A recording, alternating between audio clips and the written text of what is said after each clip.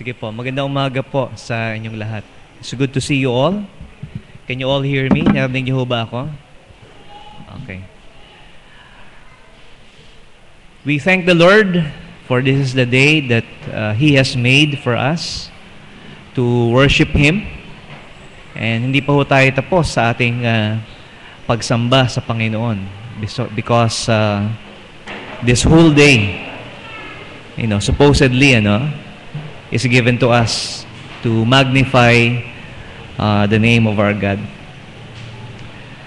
So ngayon pong umagang ito, we will speak about thanksgiving to the Lord, particularly looking at an example, how we may express our thanksgiving to Him. But before we do that, let's all stand, please. Tumayo po tayong lahat. And may God, may the Holy Spirit be our teacher this morning. So, boses ko lang po yung marinig po ninyo, pero mahalaga po, that it is the Holy Spirit that will apply the lesson to our hearts to teach us how to be truly thankful. So magkaroon po tayo ng individual and silent prayer before we open the Word of God. So tayo po ay manalangin.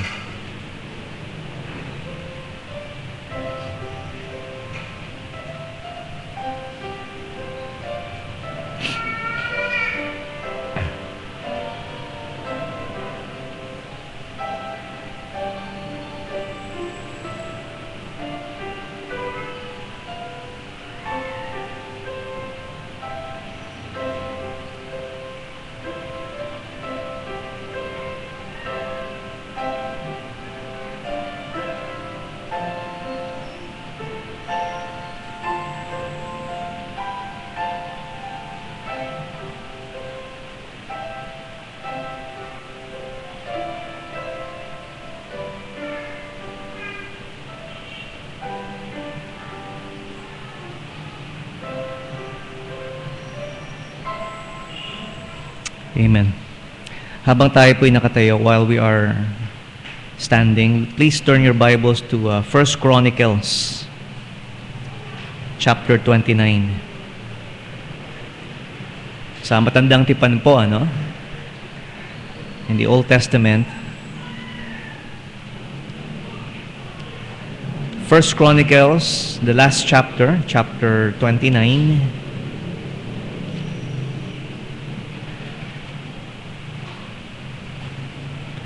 At ito po ay babasahin po natin.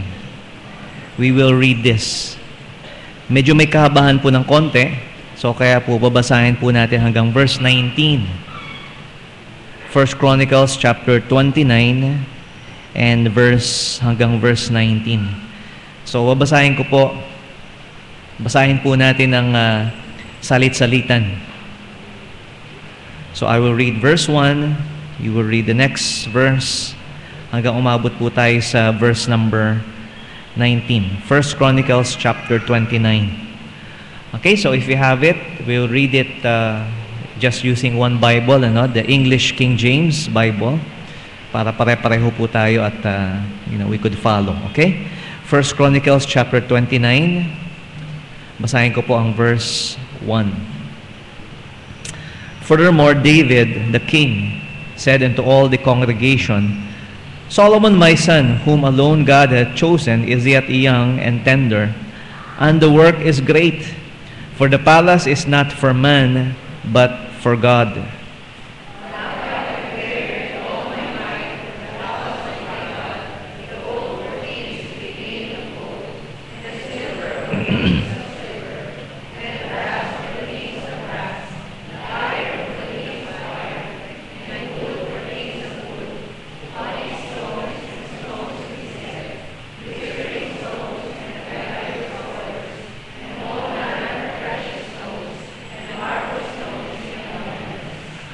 Moreover, because I have set my affection to the house of my God, I have of mine own proper good, of gold and silver, which I have given to the house of my God, over and above all that I have prepared for the holy house.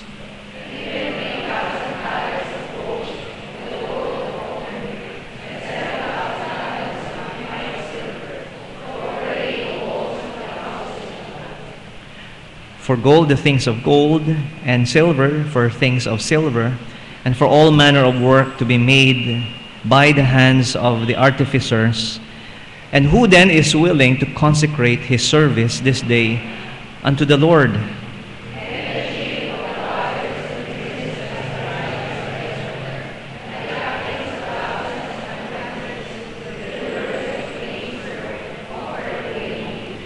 Verse 7, and gave for the service of the house of God of gold 5,000 talents, 10,000 drams, and of silver 10,000 talents, and of brass 18,000 talents, and 100,000 talents of iron.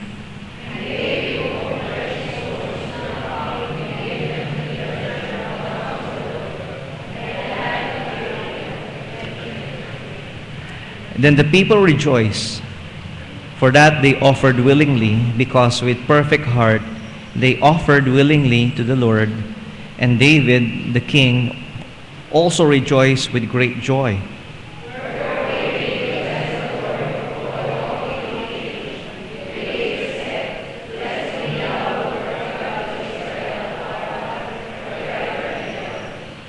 Thine, O Lord, is the greatness and the power and the glory and the victory and the majesty, for all that is in the heaven and in the earth is thine. Thine is the kingdom, O Lord, and thou art exalted as head above all.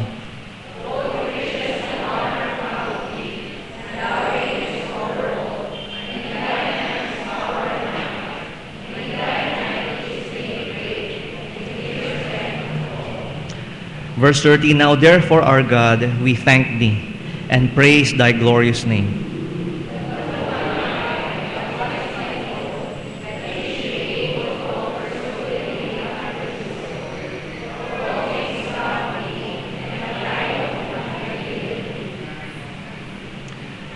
For we are strangers before thee, and sojourners, as we were all our fathers.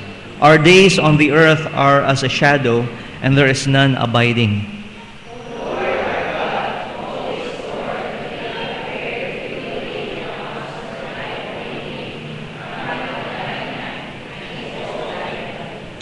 I know also, my God, that thou triest the heart, and hast pleasure in its uprightness. As for me, in the uprightness of mine heart, I have willingly offered all these things. And now I have seen with joy thy people which are present here to offer willingly unto thee.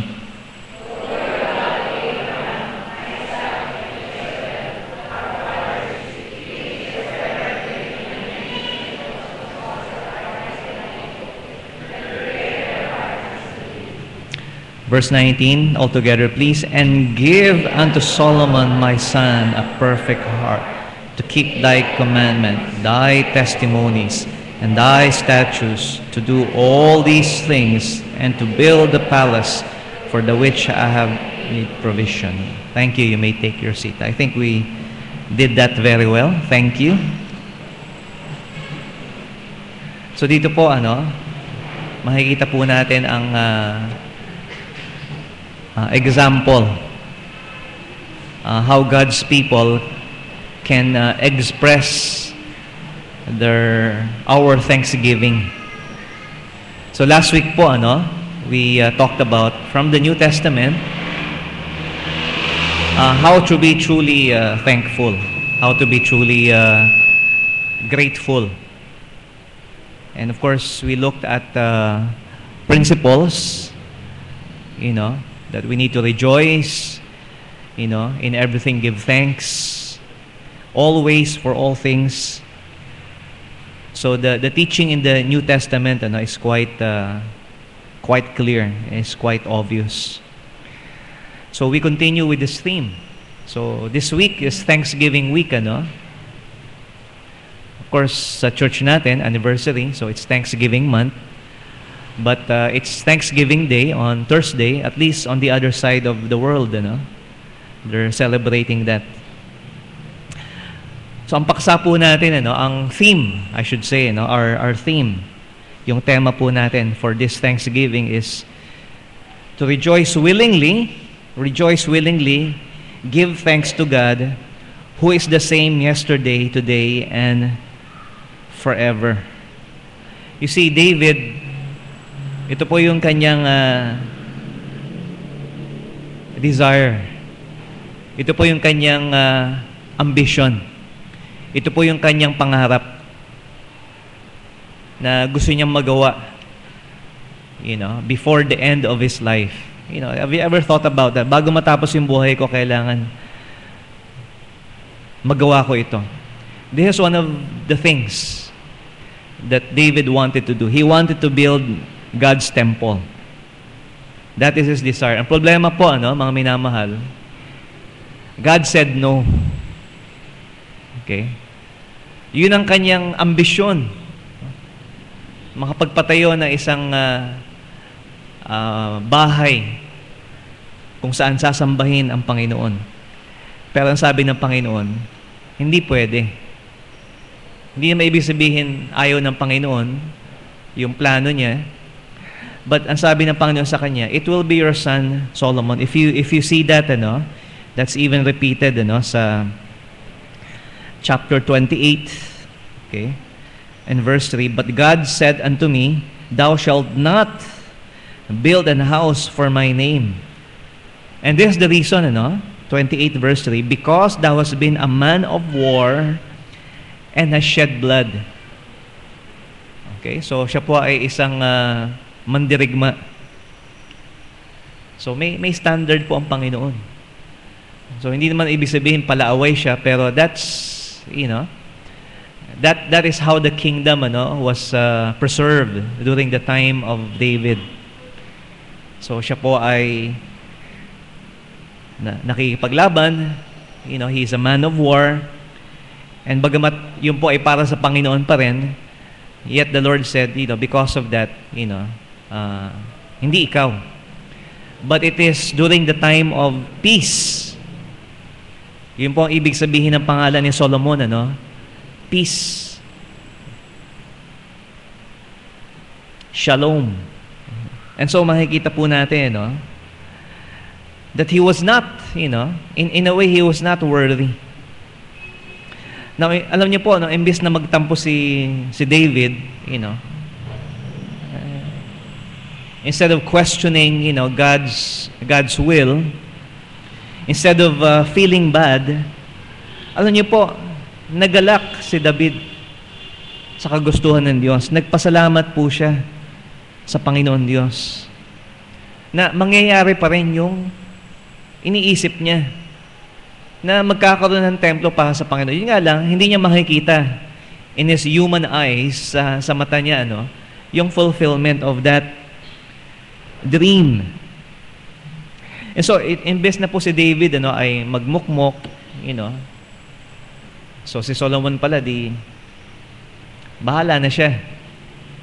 You know what? David gave thanks to the Lord and planned and prepared for that his son will be the one who will build this temple. So alam niyo po, it's important to have vision, na makita natin ang Panginoon at kung anong kalooban po ng Panginoon. It's very important that we have that vision. But vision without planning is daydream. Okay? Kung nangangarap ka pero hindi ka nagpaplano, you're just, daydreaming. It's not going to happen. Not maaring sa panahon mo, hindi, pero it will never happen. Because we have to discern the plan. And planning also involves preparation, and that's what David did. Nasa kanya pong pag-alis, Solomon would have nothing to worry about, where will he get the materials or the funding for this plan, for this dream. Okay? So, David, his generation has already provided for it. So, nahihanda niya na po. So, sa planning, kailangan din po ng provision or preparation. Okay?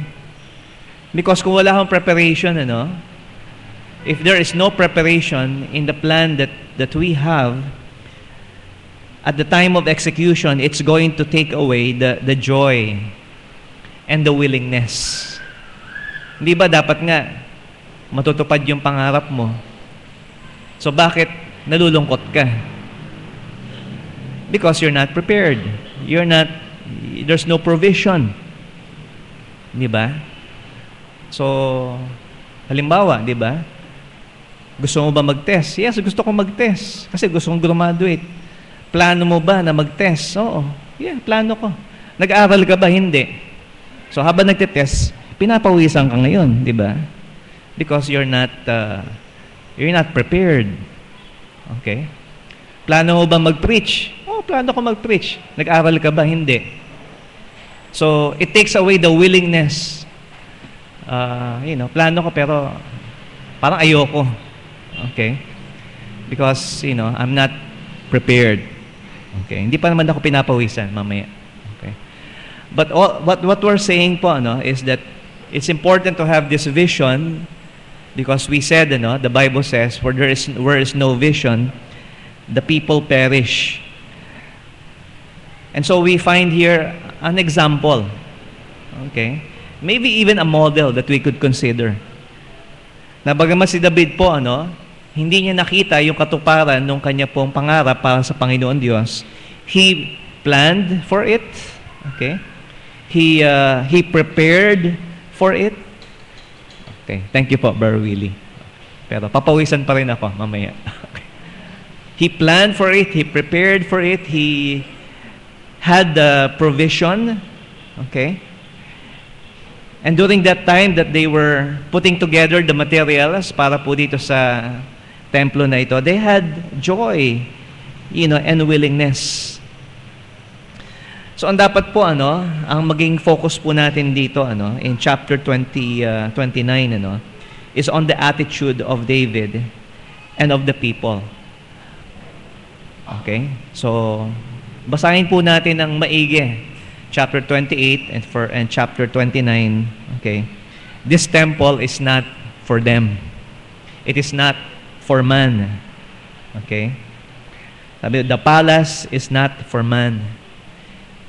Hindi lamang for man in a sense that they will not go inside or live there, nor is it for the glory of man, but it is for the Lord God.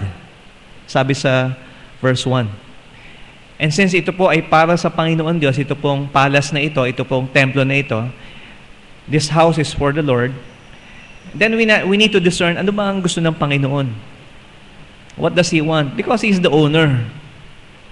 So, sino ba ang gusto ng Panginoon na gumawa nitong templo na ito? So, everything, every detail. Of course, it's David's desire. Okay? Panginoon, gusto kong gawin para sa iyo ito, pero kung ano yung gusto mo? What specification, what standard do you want? That is what David wanted to give. And so David had this right attitude pagdating po sa bagay na ito. At so nagpapasalamat pa rin siya sa Panginoon Diyos for at least giving him a part, albeit a great part, sa pagtatayo po nito pong templo para sa Panginoon. Now, when you hear a sermon, oftentimes on this chapter 29, the focus is on the offering that they gave. And it is obvious. Okay? The amount that they gave was staggering. So kung titingnan po natin dito, na yung kanila pong mga naging kaloob, and we read those things that they gave in talents. Okay? David gave 3,000 talents of gold. And according to this Scofield Bible, 1 talent of gold is equivalent to 6,150 pounds or $29,085. So this has been published a long time ago. Pero, okay. He also gave 7,000 talents of silver, which once again, if I refer to Scofield Bible, is 410 pounds or $1,940. Okay. And the people gave 5,000 talents of gold, 1,000 talents of silver, 10,000 talents of brass, and 100,000 talents of iron. So, that's not just for materials, but that's for funding of the temple. Obvious po yan, but I don't want us to focus on that. Okay? Because it is relative. Okay? It is very subjective. Ito pong amount na ito. And even if you research this, someone would say in today's value that's millions of dollars. Okay? But you have to look at when that figure was published. Kasi kung 80s pa yon, so iba na ngayon. Maybe today it's already billions. So it's hard to put a price tag, okay, dito po sa naging cost ito pong temple na ito. That is why I don't want for us to focus on this, okay, on the money. Because the value of money, changes. Isang araw po, baka isang sako ng ginto ay katumbas lang na isang sako ng bigas. You'll never know. Okay? So, it's relative. So, let's not focus on that. Also, okay, siguro sabihin ko na rin po sa inyo, because it is very, I would say po, very uneasy for some pastors to talk about these things. Okay? Minsan pa pinag-uusapan po about giving, we become very uncomfortable. On both sides, down there and up here. Because, maybe we have had this reputation that all that the pastor talks about is about money. Kung hindi man, ang palagi magiging dulo niyan sa huli, giving pa rin. Okay? And, I understand, sometimes that could be very tedious. Nakakapagod po. Ang challenge po para sa akin bilang pastor, kahit ano pong pag-usapan natin sa umpisa, ang magiging dulo po nito is always about God. It's always about God. Okay? And that's what I try to do. Okay? Sa lahat ng pinag-uusapan po natin sa Bible, it's not really about us. It's all about the Lord. And so, doon ho natin dadalhin yan. Okay? Pero, yun nga po, sa church, sa pastors, it's very hard. Meron nga po isang kwento, and sasabihin ko na po sa inyo, kasi baka hindi kayo matawa, it's a joke. Okay? Meron pong dalawang lalaki na stranded sa isang island. So, nagkaroon ng shipwreck, and they were stranded in this small island. Wala silang pagkain, wala silang tubig. So, yung isang lalaki, na stranded, nagpapanik. Anong gagawin natin? Matay tayo rito. Wala tayong pagkain, wala tayong tubig. Wala mag-rescue sa atin. Sabi ng isa, huwag kang mag-alala. Mayaman ako. Bilyonaryo ako. Hindi makakatulong yung pera mo sa atin dito. Okay? Yung pera ko nasa bangko. Lalo na hindi makakatulong yan sa atin. Hindi mahalaga yung pera ngayon. Hindi, papaliwanag kasi, ako kasi, nagsisimba ako. I go to church. So, at sa church, I give $1 million every week. Kaya huwag ka mag-alala. My pastor will look for me. Kaya hanapin ako ng pastor ko. Hindi siya titigil hanggat mahanap niya tayo. So, joke, pero parang totoo, no? Okay. So that's why, I as much as possible, I do not want to find out if you give or not. Okay? That's why we use the envelope. Okay? It's anonymous. It's a biblical principle. Kung ano yung ginawa ng kaliwa, huwag mo papaalam sa yung kaliwa. Huwag mo papaalam sa kanan. Because we want to do this for the Lord, and we want, to honor the Lord. And so, ang maging focus po natin, is what motivated them to give like this. It is their action. It is their expression of thanksgiving. Nakilala nila ang Panginoon. They know God. At dahil po rito, they rejoiced and willingly gave or offered. Parang obvious po na sinasadya po, na makikita po natin, the word willing and willingly is repeated, several times when you read chapter 29.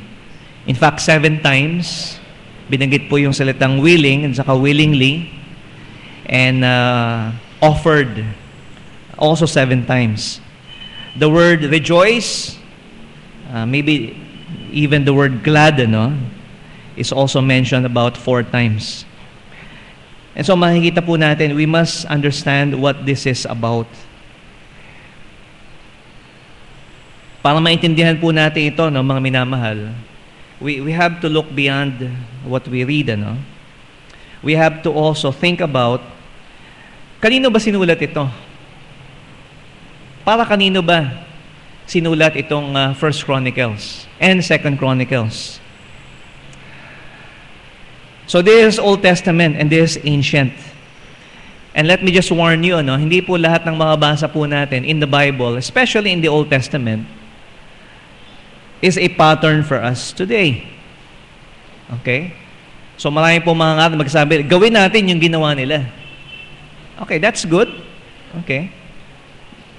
If you say that that is a pattern or just an encouragement pala, an encouragement and not a command.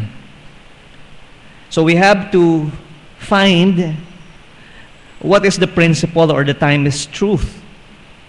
At pag nakita po natin yung prinsipyo, then tingnan natin, ano ba yung kalagayan natin ngayon? Because obviously, silver and gold, we have none.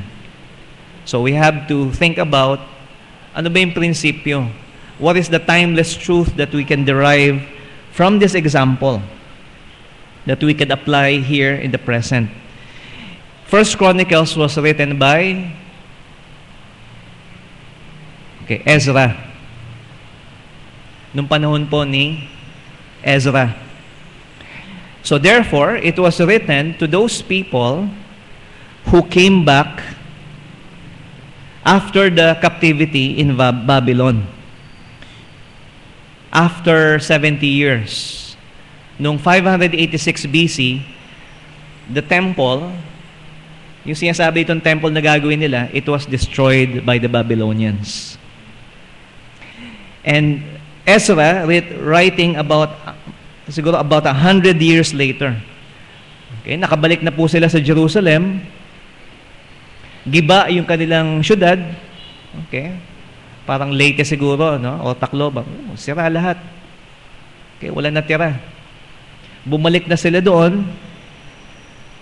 So, okay. Patayo yung mga bahay. Pero huwag natin kalimutan, the house of God, the temple, it has to be rebuilt. So bumalik po sila doon, and this book, 1 Chronicles and 2 Chronicles, was written for them. So isipin niyo yung kalagayan nila, ano? Dati silang mga bihag, nakalaya sila, balik sila doon sa kanilang city. Anong kinabukasan natin dito? So it was to encourage them, hey, nung panahon ni David, alalahanin niyo, during the time of David and Solomon, you were the greatest kingdom in the world. You had a glorious past. Yung Diyos na sinasamba ninyo noon at sinasamba ninyo ngayon, He is the same. Okay? And so they needed to build, to be encouraged, to rebuild the city and to rebuild the temple of the Lord. While God allowed the captivity to happen because of their sin and disobedience, they also needed to rejoice. Okay? Dahil ang Panginoon tapat sa kanyang pangako. Sabi niya, after 70 years, He is going to bring them back. That happened. Ginamit niya si King Cyrus, okay, na hindi naman isang mananampalataya, to order that they go back and rebuild their temple. And so, napakabuti po ng Panginoon para sa kanila. So, by the way, what's the purpose of the temple? So let me just clarify this, Kasi, of course, ang comparison po natin is the church building and the temple. The temple was not meant for the people. Ibig sabihin po, it was not meant for congregation. Okay? Hindi ko silang lahat pwede makapasok doon. It's only the worshipers, the priests, the Holy of Holies, of course, isa lang pwedeng pumasok doon. So, isipin niyo po, gumawa sila ng temple, hindi sila makapasok, nasa labas lang sila. Because it's for the Lord. So, ibig sabihin po, imagine niyo po, the temple was not a massive, structure. Hindi po yan napakalaking building. It was beautiful. It was impressive. Isipin nyo, ang mga materials na ginamit, gold, silver. So, it was not meant for congregating. Now, yung tinayo po nila, nila Ezra, ito yung ginawa ni Solomon was not big, but very impressive. Yung kay Ezra po, was not big also. Maybe even smaller. But also not impressive. Kaya na-discourage yung mga tao na nakita nila na naalala namin yung lumang temple, mas maganda yun ito, pangit. So, and they had to be encouraged to go on. Yung temple po na idinagdag ni Herod. Herod was not even a Jew, but Herod, because of his pride, okay, pinalawak niya po itong temple complex. So people can come in there, not sa temple proper, but they could come in there, in the temple complex. It was very big, okay? The temple that Herod built in Jerusalem, very massive and also very beautiful. Pero ito pang sabihin po sa inyo, 586 BC, okay, Solomon's temple was destroyed. AD 70, Herod's temple was also destroyed. So ano pong sinasabi po natin dito? Lahat po na nakikita po natin, that even if we say that it's for the Lord, it's going to be destroyed. Okay? I think that's the only thing that we have in common, with the building that we have. God forbid, magkaroon po ng sunog, this is going to be gone. Magkaroon ng earthquake, okay? I don't know how strong an earthquake, it will take to level this building. Pero siguro kahit hindi ganun kalakas, it's going to damage it. And maybe pag na-damage ito, maybe we can't use it anymore. But typhoon, God forbid, okay, that it pass through here sa atin. Hanggang saan yung tubig, 20 feet. So hanggang dun yun, sa may electric fan. If I'm not mistaken, So saan tayo mag-church? Sa taas siguro. Okay? Magkaroon ng gera tulad sa Zamboanga. Nagkabutas-butas yung mga bahay, yung mga building. And so, all I'm saying to you, mga minamahal, is this. Everything, in the past and in the present, it's not going to last forever. We need to plan for the future. There is that dream destination na iniisip po natin. But let us remember, in the past, okay? So tatlo po yan, past, present, and future.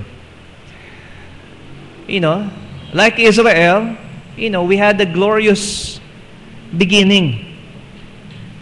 Like Israel, we were able to overcome opposition and our enemies. And maybe there are yet still to come. So in the past, tingnan po natin, ano ba ang ginawa ng Diyos para po sa atin? And in the present, okay, relatively, during the time of Solomon, there was peace, there was blessings, okay? In your personal life, of course, tingnan natin, may mga problema po tayo ngayon, pero not like some people that we know in the Visayas. Diba? Nagreklamo ka sa pamilya mo, samantalang sila, buong pamilya niya nawala. Nagreklamo ka sa mga magulang mo, nawala ang mga magulang niya. So, sometimes we just need to look at things from a different perspective. And there are many blessings that we receive at present that actually, it's by the grace of God. We don't deserve them. Sa kabila po ng ating kawalan ng katapatan at pagkukulang sa Panginoon Diyos, ang Diyos ang matapat pa rin. Great is His faithfulness. His mercies are new every day, every morning. And so, ang sinasabi ko lang po, it's not these things that gives us a reason to rejoice. It's the Lord. And for the future, for the next generation, when I talk about the future, I'm not just saying tomorrow. Kasi yung tomorrow is just the day after, today. Tomorrow, maybe we die. Not maybe, but for sure. Okay? But what we're talking about is past, present, and future, which is forever. Our future is with Jesus Christ. So, ang sabi po ng Panginoon sa Malakay 3:6, I am the Lord, and I change not. Diba? Hindi ho nagbabago. Things may deteriorate. Things may happen beyond our control. But our God remains the same. Ano sinasabi po remains the same? The same in our lifetime? No. It's the same God that Abraham, Isaac, and Jacob, and Moses, and Noah, and all those people. It's the same God that we serve and worship. Isipin niyo po yun, mga minamahal. That is what we have in common with these people. Yung pinagkalooban po nila ng pasasalamat at ng kalooban at ng pagsamba, He's the same God that we worship today. And will be the same God that we worship forever. Hebrews 13:8 says, Jesus Christ is the same yesterday, today, and forever. God does not change. Things will change in this life, but God does not. God does not change. But oftentimes, we need to change. Things need to happen. So ano po yung mga bagay that there has to be some change or even growth. So nakita po natin, they rejoiced in God and willingly gave thanks. So yung kanila pong binigay sa Panginoon Diyos, it was based on what they have been given by God. It's what they have. Okay, ganun po palagi natin isipin, according to what you have, that is what you are going to be accountable. I'm not saying you cannot trust by faith for something that you don't have, okay? Pero oftentimes, dapat mas maging willing tayo, na ipagkaloob sa Panginoon kung ano yung meron tayo. Di ba? Alam niyo na yung kwentong yun. Di ba? Kung meron lang akong 10 baboy, bigay ko yung isa. Ganun. Isa lang yung baboy niya. So, hindi siya willing kasi isa lang eh.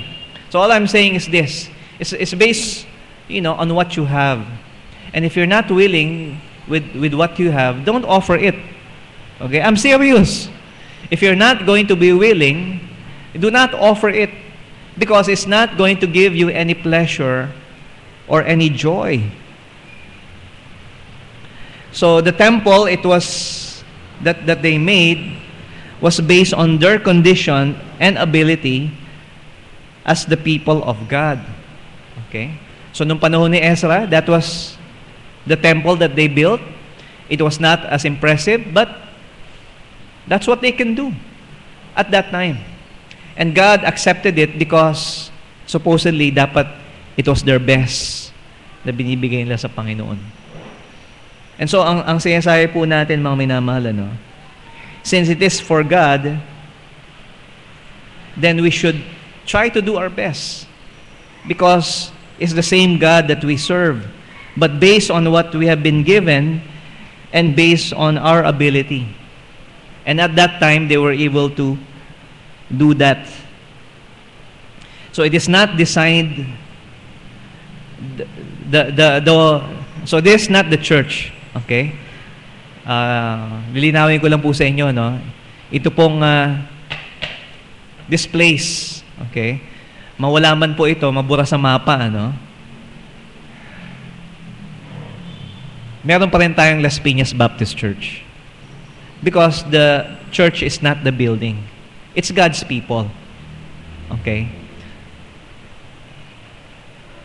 But this place that we have, although it is for the Lord, it's actually designed for us. So, mali ba yun? Hindi naman mali yun. Okay? Ang sinasabi ko po sa inyo, in the Old Testament, it's different. But the principle is the same. It's still for God. But this is where we meet, this is where we study, this is where we have fellowship, and we want to build more, to expand more, to repair, to improve, because alam po natin, it's going to be damaged and eventually destroyed someday. Pero ngayon hindi pa. Now, it seems okay. At least from the outside na nakikita po natin, we're not hard to please naman, di ba? We're satisfied. Okay, sana may aircon, pero okay na rin kahit walang aircon. Okay? Malamig naman pag Pero someday, maybe, that may happen. Okay? But ang sinasabi ko po sa inyo, mga minamahal, what about the next generation? What about your children? What about your grandchildren? Wala na ako dito noon. Bahala na sila. Now, David did not have that kind of attitude. Okay? Baka dumating na ang Panginoon. So, no. David, as he was departing from this life, thought about Solomon, thought about the generation that was to follow.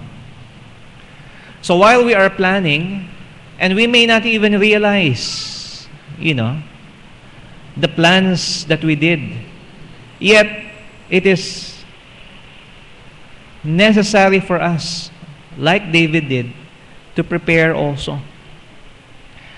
And I'm not saying not so much na wala na silang gagawin, because there's still much to do. But most of the preparation nakita po natin ginawa ni David for his son. And all I'm saying is this, as we express our gratitude and thanksgiving to the Lord for today, okay, sana yung susunod na generation na nauna sa atin, makapagpasalamat din sa Panginoon Diyos. Para saan? Para sa atin. Sa sinimulan po natin. Sa ginawa po natin. Sa pinagpatuloy po natin. Salamat sa mga magulang natin nung 2000, kailan ba tayo nagsimula? 1977, and then we have, 1997, we built this, and then we had this expansion. Salamat sa kanila kasi, inisip nila tayo. Because this is for our children, for our future. Okay? And if this is going to improve, then we must plan and prepare for it so that we may have a part. But we will rejoice and thank God. Even if, okay, sabihin po natin na hindi ho tayo umabot sa katuparan ng anumang plano na ginagawa po natin. Okay, so dito po ako pupunta, That's why, we have this Thanksgiving offering that we do. Ngayon po, it's the second year that we do it. Okay, it's the second year. It's our anniversary this month. And the idea behind the Thanksgiving offering is this. It's for Thanksgiving. Para saan ba yun? Well, it's to express, yung pasasalamat natin sa Panginoon sa Kanyang ginawa sa buhay natin. For the immediate past year, okay? Pero sa buong buhay po natin. And of this po, mga minamahal, okay? Siguro like the children of Israel, we try to avoid, pledging. We do not pledge. Wala akong masama sa pledge. In fact, we have done it before. But if you notice, we try not to raise money anymore for something na inisip natin na kailangan natin. We do not squeeze people na, we, as much as possible, at wala akong masama sa pledging, but if we could avoid it, we don't do it. Because this is not based on our need. Hindi po, ano bang kailangan natin? Kailangan ba natin ito? Wala tayong ganito? Ito. No.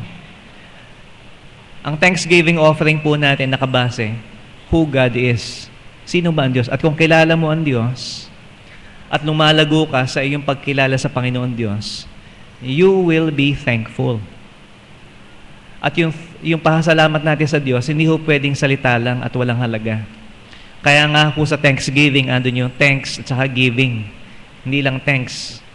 And so makikita po natin mga minamahal, at least, if I may explain the purpose, we don't promote this so much. Wala tayong nakalagay dyan na, of course, sa program natin, it's very nice, colored. Maraming salamat doon sa gumagawa sa program natin. But we don't, we announce it, but we don't promote it so much. Because as for me, okay, ito po sabihin ko po sa inyo, there is no, at least sa panahon po natin, I don't see any, pressure or need so that we may pledge for something. Pero ito pong ginagawa po natin, sa pagkilala po natin sa ating Panginoon Diyos, so we announce it and take it up at a certain time after we prepare. The most important preparation that we could make is kilalanin natin ang Diyos. Alamin natin ano ba yung mga bagay na binigay sa atin ng Diyos. Let us count our blessings. At kung hindi mo makita yon, then you won't give. Okay? It's that simple. Kung makita mo kung gaano kalaki ang ginawa ng Panginoon sa iyo, then matutumbasan po natin yon sa pamamagitan ng ating pong pagkakaloob sa Kanya. So ito pong sinasabi po sa inyo, just to explain to you, because our purpose is to glorify and please God and not to generate so much funds. Okay? It is this. Okay? Like the people of Israel in David's time, they rejoice. Even in the New Testament, the principle is God loves, a cheerful giver. And what takes away our joy? What takes away our gladness, our happiness? It is this. Okay? When you feel that you are constrained or required. Required ba, Pastor? Hindi. Hindi naman required kasi wala naman tayong pledge. Okay? Alam niyo po, kung meron po tayong pledge, technically, pwede ko kayong singilin. Okay? Parang Meralco, parang Maynilad. At alam naman natin kung ano yung nararamdaman natin pag binubuksan natin yung envelope ng Meralco. Di ba? Di ba? Ang hirap. Pero ito po, hindi dapat ito magdala sa atin ng ganong pakiramdam. But the attitude should be joy. And you know what? Joy is priceless. Wala akong katumbas na salapi yung ating pong kagalakan na binigay sa atin ng Panginoon. Meron po akong narinig na motto sa ibang mga gawain. Give until it hurts. Give until it hurts. And people are hurt. Nasaktan sila. Oh, masakit. Okay. There's a nicer one. Give until you are happy. Pero andun pa rin po. At first, it will hurt you. Okay. At first, you're not happy, pero give until you're happy. Gusto ko sanang baligtarin, bago kayo magbigay, siguraduhin nyo muna, masaya kayo. Siguraduhin nyo muna na you have that joy in the Lord. Okay? Because, when the act of giving takes away your joy in the Lord, it doesn't glorify Him. Okay? Sa palagay nyo kayo, natutuwa ang Diyos, andito kayo ngayon. Kung iniisip mo sana, sa bahay ako, manood ako boxing eh. Ba't ba ako andito ngayon? Sana huwag ka na lang umattend, di ba? Totoo po. Okay? I'm not kidding. Because God is the one, and He could see our hearts and our minds. Okay? So, this is worship po. This, all that we do in our life is part of our worship. So, bago ka magbigay, siguraduhin mo muna na masaya ka. At ano ba yung kasayahan natin? Kaya po sa ibang church, napansin ko, may nakita ko isang church, bago mag-offering, nagpapatawa muna yung pastor. Nag-joke, ganyan. Papatawa siya. So, para pag, nagbigay ng offering, nakangiti lahat. Wala siguro masama doon. Pero ang sinasabi ko po sa inyo, tingnan natin kung sino ang Diyos. Gaano ba kahalaga ang Panginoon sa atin? Ano ba ang ginawa niya para sa atin? At kung hindi sa iyo magbigay ng kagalakan yan, hindi ko alam kung saan mo kinukuha yung happiness mo sa iyong buhay. Because ang ligaya sa buhay ay kung kilala mo si Kristo. That's it. I don't need anything else in my life. Okay? Kasi sa kanya galing ang lahat na ito. Sabi ni David, dito sa kanyang prayer sa Panginoon. Okay? Both riches and honor come from Thee. And in Thine hand is power and might. Okay? So, ang sinasabi po ni David dito, that he is willing to give unto the Lord. Because what we have, sabi niya, comes from Thee. Galing din sa iyo ito eh. Okay? Galing din sa iyo. Siguro pag nag-offering tayo, ang gawin natin, example lang, ang gawin mo, kunin mo yung wallet nung katabi mo. Okay? Siguraduhin mo lang, hindi mo asawa yun, Kunin mo yung wallet na katabi mo, at pag offering na, doon ka kumuha ng pera at ilagay mo sa offering. Mahirap ba yun? Hindi mahirap, di ba? Parang okay lang. You know why? Kasi hindi sa'yo yun eh. Sa Kanya yun. Alam nyo kung bakit minsan naging mahirap? Siguro dapat ganun gawin natin, Okay. Alam nyo kung bakit naging mahirap? Kasi isip natin, sa akin to eh. Di ba?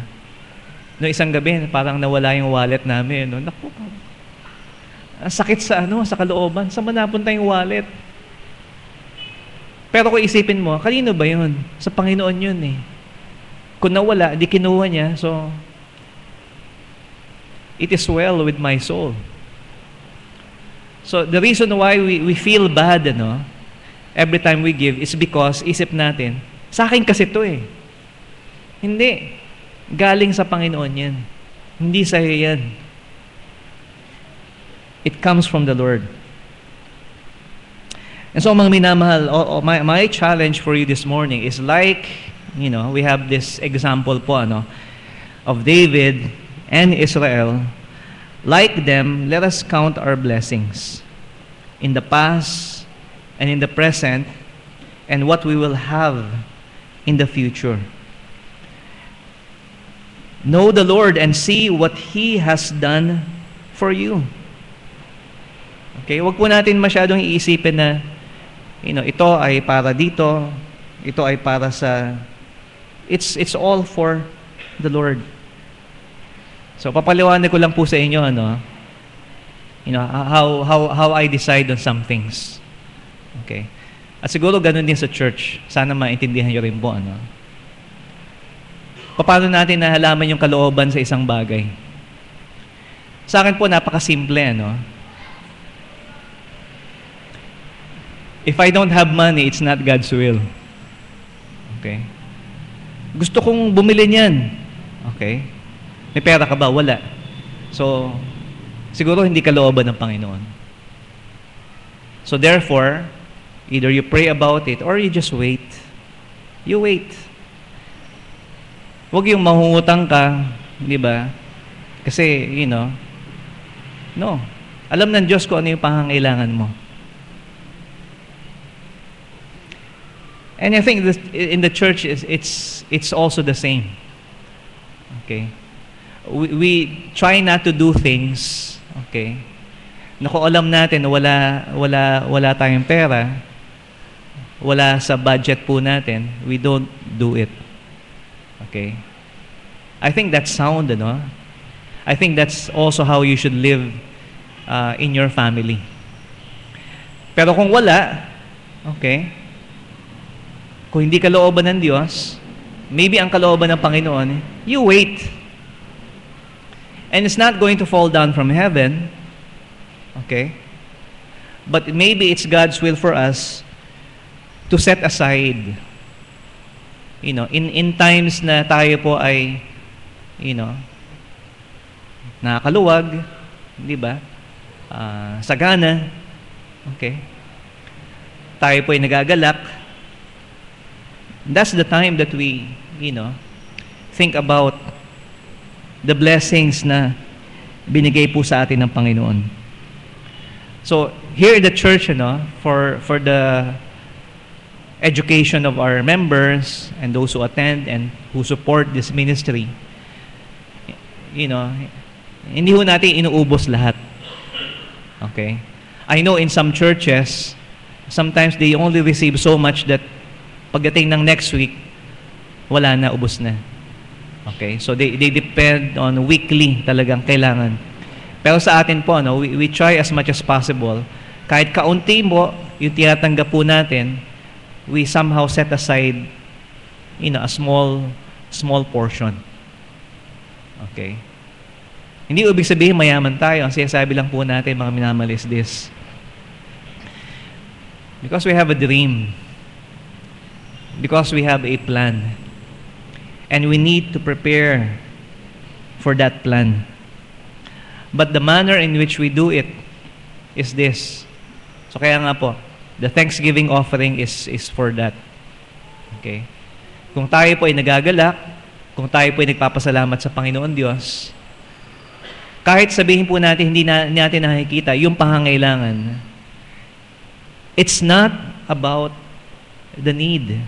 Really, it's about who God is and what He has done for you.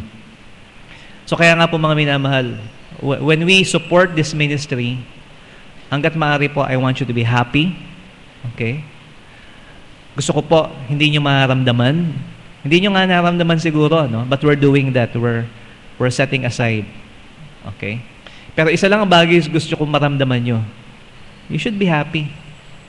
You should be thankful. Kung meron po tayong dapat maramdaman, kung tayo po'y sumasamba sa Panginoon Diyos, is yung kagalakan at pasasalamat. The joy that is God-given. And so we express that in our offering and in our thanksgiving.